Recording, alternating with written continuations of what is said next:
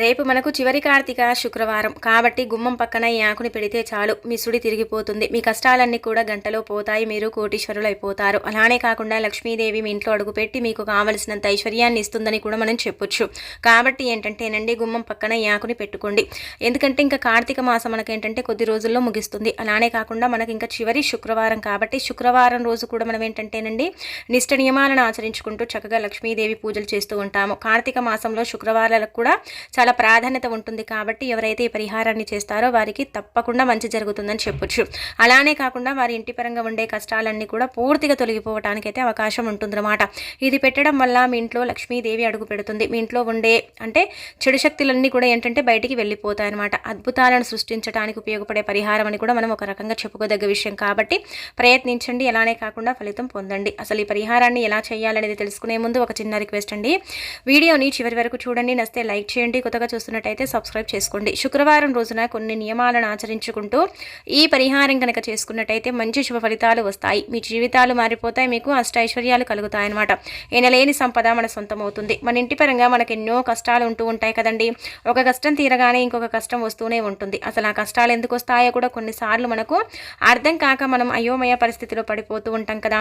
అలాంటప్పుడు కూడా ఏంటంటే కనుక గుమ్మం దగ్గర చేసుకునే కొన్ని పరిహారాలు చక్కగా మనకు సిద్ధిస్తాయని చెప్పొచ్చు. ఎందుకంటే మన ఇంట్లోకి మంచి రావాలన్నా మన గుమ్మం నుంచే వస్తుంది, చెడు రావాలన్నా మన గుమ్మం నుంచే వస్తుంది. కాబట్టి గుమ్మం దగ్గర అంటే ఇలాంటి పరిహారాలు చేయటం వల్ల మనకు చక్కటి యోగాలు సిద్ధించి చెడు అనేది మన ఇంట్లోకి రాకుండా కేవలం మంచి మాత్రమే మన ఇంట్లోకి వచ్చేలాగా ఉపయోగపడతాయన్నమాట.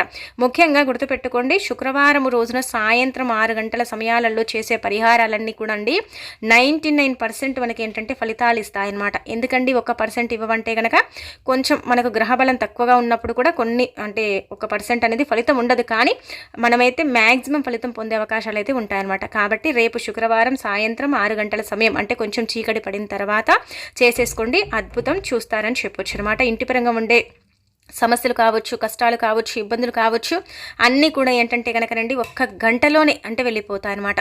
కావున ఏంటంటే ప్రయత్నించుకోండి. ఇక ఆ తర్వాత మనం వచ్చేసి శుక్రవారం కాబట్టి పరమ పవిత్రమైనది. ఎంత లేని వారైనా సరే శుక్రవారం ఒక చిన్న దీపమైనా సరే లక్ష్మీదేవికి పెడుతూ ఉంటారు. ఆ తల్లి అనుగ్రహం కలగాలని, లక్ష్మీదేవి ఇంట్లో తిష్ట వేసుకుని కూర్చోవాలని, ఐశ్వర్యాన్ని ఇవ్వాలని, అలానే కాకుండా అద్భుతాలను అంటే మనకు జరిగేలాగా చేయాలని మనం ఏంటంటే భావించుకొని ఒక దీపం పెట్టుకుంటూ ఉంటాము. ఉదయాన్నే లేచేసి శుచిగా స్నాన కార్యక్రమాలు చేసుకొని ఇంటిని వాకిలి శుభ్రం చేసుకోండి. ఆ తర్వాత ఏంటంటే కనుక ఇంట్లో లక్ష్మీదేవి పటాన్ని అంటే క్లీన్ చేసుకొని ఆ తర్వాత వచ్చేసి అమ్మవారి పటానికి కుంకుమ పసుపు గంధంతో బొట్టు పెట్టి లక్ష్మీదేవికి ఇష్టమైన పుష్పాలను సమర్పించి అంటే ఇష్టమైన అంటే కనుక తామర పూలు అంటే అమ్మవారికి ఇష్టమండి. ఒకవేళ అవి దొరికితే అవి సమర్పించుకోవచ్చు. లేదండి అవి లేవనుకుంటే నార్మల్గా మీ దగ్గర ఏవైతే ఉంటాయో అవి అమ్మవారికి సమర్పించుకోండి. ఆ తర్వాత ఏంటంటే ఒక చిన్న దీపం పెట్టండి. మనం ఏంటంటే కార్తీక మాసంలో చివరి శుక్రవారం కదా, ఆవునేతితో దీపారాధన చేస్తే చాలా మంచిది. కుదరకపోతే నార్మల్గా మీరు ఎలాగైతే దీపం అంటే పెడతారో అలా దీపం పెట్టి ఒక చిన్న అరటిపండుని కానీ లేదంటే కొంచెం పంచదారను కానీ నైవేద్యంగా పెట్టేసి ఆ తర్వాత హారతి ఇచ్చేయండి. ఇచ్చేసిన తర్వాత లక్ష్మీదేవి పటం ముందే కూర్చొని మనం ఏంటంటే కనుక చక్కగా అండి ఓం లక్ష్మీదేవాయ నమః అనేసి ఒక 11 సార్లు మనసులో అనుకొని ఆ తర్వాత నమస్కారం చెప్పుకొని సంకల్పం చెప్పేసుకొని మన కోరికలు ఏమైనా ఉంటే చెప్పేసుకొని ఆ తర్వాత మనం పూజని ముగించుకోవాలి.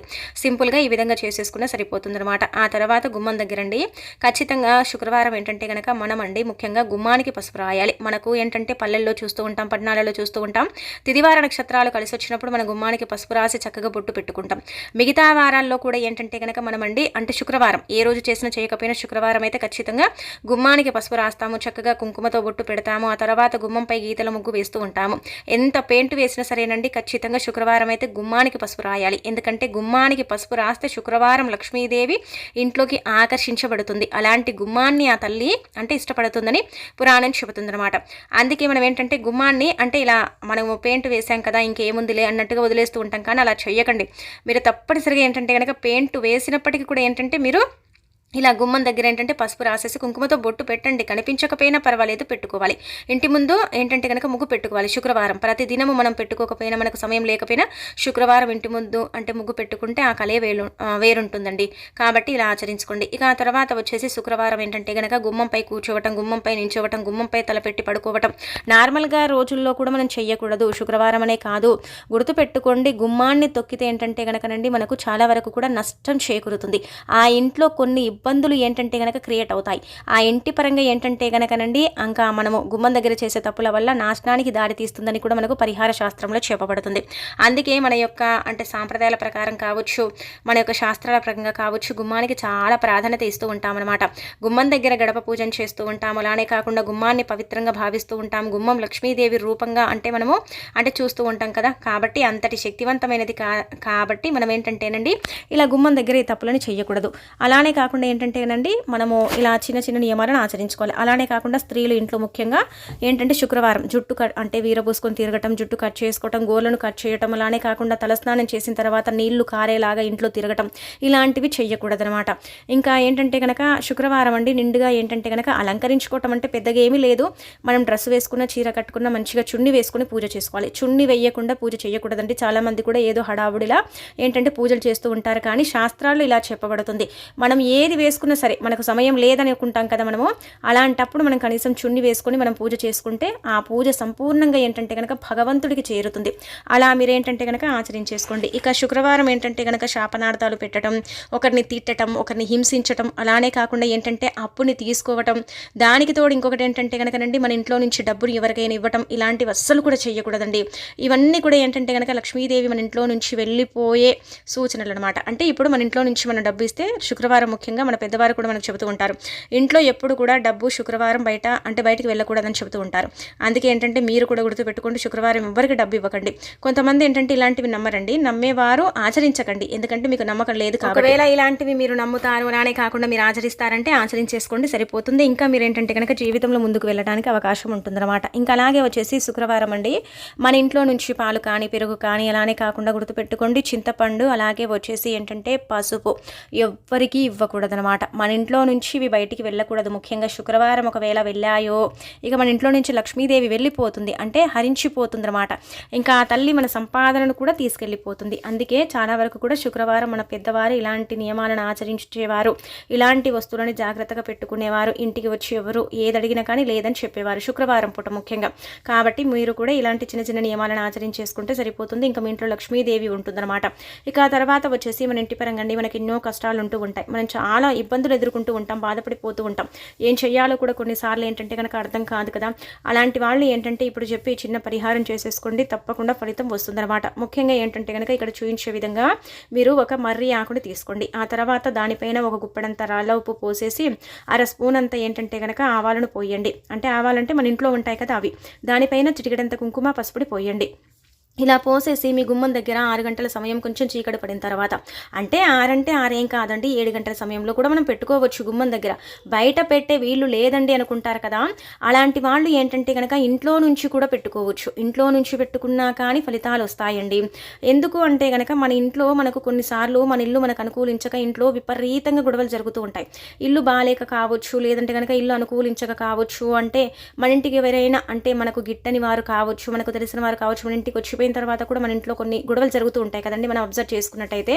అలాంటప్పుడు ఏంటంటే కనుక మీ ఇంట్లో కొన్ని దుష్టశక్తులు ప్రవేశించాయి కాబట్టి ఇలా జరుగుతుందని మీరు అంచనా వేసుకోవాలి. లేదంటే మీ ఇంటికి అధికంగా దిష్టి తాకింది, ఇల్లు భరించలేకపోతుంది కాబట్టి ఇలాంటి బాధలను ఇస్తుంది అనేసి మనము ఏంటంటేనండి ఇంకా మనము అంటే ఇలా నమ్ముతారనమాట. మన పెద్దవారు కూడా మనకు ఇలా చెప్తూ ఉంటారు, ఇల్లు భరించకపోయినా మనకు కష్టాలు ఇస్తుంది, ఇల్లు భరించకపోతే కూడా మనకు చాలా బాధల్ని కలిగిస్తుందని చెప్తూ ఉంటారు.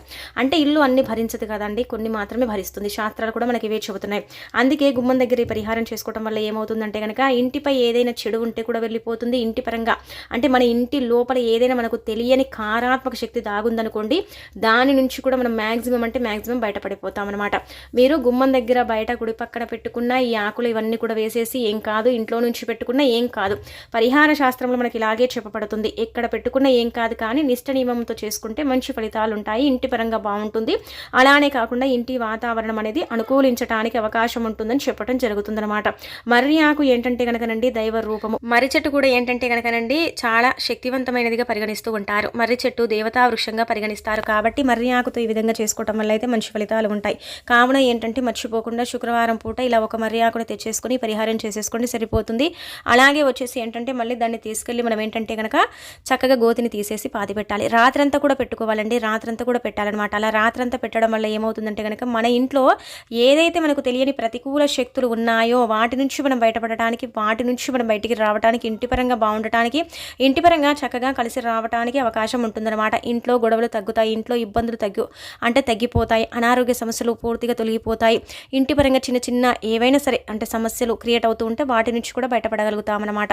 మీరు అనుకోవచ్చు, అసలు మాకు మర్రి ఆకు దొరకదు కదండి, మరి మేము ఆ ప్లేస్లో ఏం తీసుకోవాలంటే అంటే కనుక తమలపాకుని తీసుకోండి. కానీ మనకేంటంటే శాస్త్రం ఏం చెబుతుందంటే కనుక మర్రి ఆకుతో చేసుకుంటే ఎక్కువగా ఫలితాలు వస్తాయి. మర్రి ఆకు చాలా శక్తివంతమైన ఆకుగా పరిగణిస్తారు. ముఖ్యంగా శుక్రవారం పూట మర్రి ఆకుతో పరిహారం చేస్తే తప్పకుండా ఫలితం వస్తుంది. కాకపోతే ఏంటంటే కనుక అందరికి అది అందుబాటులో ఉండదు కాబట్టి తమలపాకుతో కూడా చేయొచ్చండి, ఫలితం ఉంటుంది. కానీ కొంచెం స్లోగా ఫలితం వస్తుంది. మర్రి ఆకుతో చేస్తే తొందర ఫాస్ట్గా ఫలితం వస్తుంది అనమాట. అంతేనండి తేడా, ఇంకంతకు మించి ఏమీ లేదు, కానీ ఫలితం అయితే ఉంటుంది. ఇంకా ఇందులో పెట్టిన ఉప్పు, ఆవాలు, కుంకుమ, పసుపు ఇవి చాలా పవిత్రంగా మారతాయి, చాలా శక్తివంతంగా మారతాయి, మంచి ఫలితాలను ఇస్తాయి. అలానే కాకుండా రాత్రికి రాత్రే మన యొక్క జీవితంలో కొన్ని అద్భుతాలను సృష్టిస్తాయని చెప్పొచ్చు. ఇంటి పరంగా ఉండే చెడులన్నీ కూడా తీసేస్తాయి. కాబట్టి ఈ విధంగా మీరేంటంటే ఆచరించేసుకోండి, సరిపోతుంది. ఇక ఆ తర్వాత వచ్చేసి ఏంటంటే కనుకనండి గంటలోనే కొన్ని రకాల కష్టాల నుంచి కూడా మనం బయటపడగలుగుతాం. ఇది చాలా చక్కగా సిద్ధించే పరిహారం కాబట్టి తప్పకుండా శుక్రవారం పూట ఆచరించండి. ముఖ్యంగా శుక్రవారం పూట ఇలా పెడతాం కదా, రాత్రంతా ఉంచాలి, వెంటనే తీసేయకండి. ఒకవేళ మీరు గంట సేపు పెట్టుకొని తీసేసుకుంటామంటే కనుక చేయకండి, ఎందుకంటే ఫలితం ఉండదు అలా చేస్తే. రాత్రంతా పెట్టాలి. ఇలా పెట్టేసిన తర్వాత ఉదయాన్నే తీసుకెళ్లి దాన్ని ఏంటంటే కనుక ఏదైనా సరేనండి ఒక కొంచెం గోతిని తీసేసి ఏదైనా చెట్టు మొదట్లో పాతి పెట్టండి. కానీ మీ ఇంటికి దగ్గర మళ్ళీ మీరు పాతి పెట్టుకోకండి. అలా పాతి పెట్టుకుంటే ఆ చెడు తిరిగి మనకే మళ్ళీ అంటే మన దగ్గరికి వస్తుంది, మనకి ఎఫెక్ట్ అవుతుంది. కాబట్టి కొంచెం దూరంగా అంటే జనావాస తక్కువగా తిరుగుతారు అలాంటి ప్రదేశాలు ఉంటాయి కదా, అక్కడికి వెళ్ళేసి పెట్టుకోవచ్చు. లేదంటే ఒక కవర్లో వేసేసి పారే నీళ్ళు ఎక్కడైతే ఉంటాయో అక్కడ కూడా మనం పడేసుకోవచ్చు అనమాట. అలా కూడా ఫలితాలు ఉంటాయి. ఆ తర్వాత ఏంటంటే కనుక మనము ఇది పెట్టుకున్న తర్వాత తెల్లారి మనము ఇంట్లో పూజ చేసుకున్నా లేదంటే లేకపోయినా దీపం పెట్టుకున్నా ఏం చేసుకున్నా శనివారం ఉంటుంది కాబట్టి ఇంట్లో ధూపం వేసుకోండి, మంచిది. అలా వేసుకుంటే ఇంకా ఏదైనా సరే మిగిలిన ఏదైనా దుష్టశక్తులు కావచ్చు, మనకు తెలియకుండా కొంచెం ఉండే నెగిటివ్ ఎనర్జీ కావచ్చు, అదంతా కూడా ఇంకా పూర్తిగా పోతుంది అనమాట. చాలా చాలా మంచి రిజల్ట్ అయితే వస్తుందండి. ఆ రిజల్ట్ని చూసి మీరు ఆశ్చర్యపోతారనమాట. అంత బాగుంటుంది కాబట్టి ప్రయత్నించేసి ఫలితం పొందండి. ఇక ఆ తర్వాత వచ్చేసి ఇప్పుడు చెప్పి చిన్న పరిహారం చేసుకోండి. ఇది కూడా ఏంటంటే కనుక లక్ష్మీదేవిని ఆహ్వానించడానికి, ఆ తల్లి యొక్క రాకను అంటే చక్కగా అంటే ఇలా స్వాగతించడానికి ఉపయోగపడుతుంది అనమాట ఈ పరిహారం. ఇదేంటంటే కనుక గుమ్మం దగ్గర చల్లుకోవాలి. ఇదేంటంటేనండి చాలామంది ఉదయం పూట ఇలా చల్లుతూ ఉంటారు, కానీ సంధ్యా సమయంలో చల్లుకుంటే లక్ష్మీదేవి ఇంట్లో అడుగు పెడుతుంది. ఎందుకంటేనండి గుమ్మం దగ్గర ఇది చల్లటం వల్ల గుమ్మం పవిత్రంగా మారుతుంది. గుమ్మం దగ్గర ఇది చల్లటం వల్ల లక్ష్మీదేవి ఆకర్షణ శక్తి పెరుగుతుంది. గుమ్మం దగ్గర ఇది చల్లటం వల్ల మనకు చక్కటి యోగాలు సిద్ధిస్తాయన్నమాట. ముఖ్యంగా ఒక గాజు గ్లాసులో నీళ్ళని తీసేసుకుని అందులో చిటికెడంత కుంకుమ, పసుపు, కొంచెం పచ్చకర్పూరం పొడి, అలానే కాకుండా 5 చుక్కల అత్తరు ఇప్పటి వరకు మేము తెచ్చుకోలేదు మా ఇంట్లో అంటే అత్తరు తెచ్చుకోండి. ఖచ్చితంగా అత్తరు ఇంట్లో ఉంటే మంచిదనమాట. అత్తరు ఇంట్లో ఉంటే ఏంటంటే కనుక లక్ష్మీదేవి ఇంకా మన ఇంట్లో ఉన్నట్టే అనమాట. ఎందుకంటేనండి దీన్ని అత్తరంటారు, సెంట్ అంటారు, ఇలా రకరకాలుగా పిలుస్తూ ఉంటారండి. ఇందులో ఫ్లేవర్స్ కూడా ఉంటూ ఉంటాయన్నమాట. మనకు జాస్మిన్ స్మెల్ ఉంటుంది, రోజ్ ఫ్లవర్స్ ఉంటుంది. కానీ మనం అన్నీ తెచ్చుకోకూడదు. తెచ్చుకుంటే మల్లె పూలది లేదంటే కనుక ఇలా రోజుది అంటే ఇలా గులాబీ పూలది ఏదైనా సరే రెండిట్లలో ఒకటి తెచ్చుకోవాలి. ఈ 2 వాసనలు అంటే అమ్మవారికి ఇష్టం కాబట్టి ఈ రెండిట్లలో ఒకటి తెచ్చేసుకుని ఇలా ఈ విధంగా పరిహారాలు చేసుకోవాలి. గ్లాసుడు నీటిని తీసుకుంటాం కదా, గాజు గ్లాసులో తీసేసుకున్న తర్వాత అందులో మనం ముందుగా 5-6 చుక్కలు అత్తరు లేదండి అనుకుంటే రోజ్ వాటర్ కూడా లేదనుకుంటే కనుక గులాబీ రెక్కలు ఉంటాయి కదా, పువ్వు రెక్కలు, అవి ఏంటంటే నీళ్ళల్లో వేసుకుంటే ఆ నీళ్ళు కొంచెం శుద్ధిగా మారుతాయి అనమాట. అలా మారిన ఈ నీళ్ళల్లో మనము కుంకుమ, పసుపు, అలానే కాకుండా పచ్చకర్పూరం పొడి కలుపుతున్నాం. కలిపినప్పుడు ఇంకా అది శక్తివంతంగా మారేసి మనకు మంచి ఫలితాలను ఇస్తుంది అనమాట. మనకు అద్భుతాలను సృష్టిస్తుంది. అలా కలిపిన ఈ నీళ్లను ఇంట్లో చల్లుకుంటే ఇంట్లో ఉండే కొన్ని అంటే కారాత్మక శక్తులని మన కంటికి కనిపించకుండా ఉంటాయి.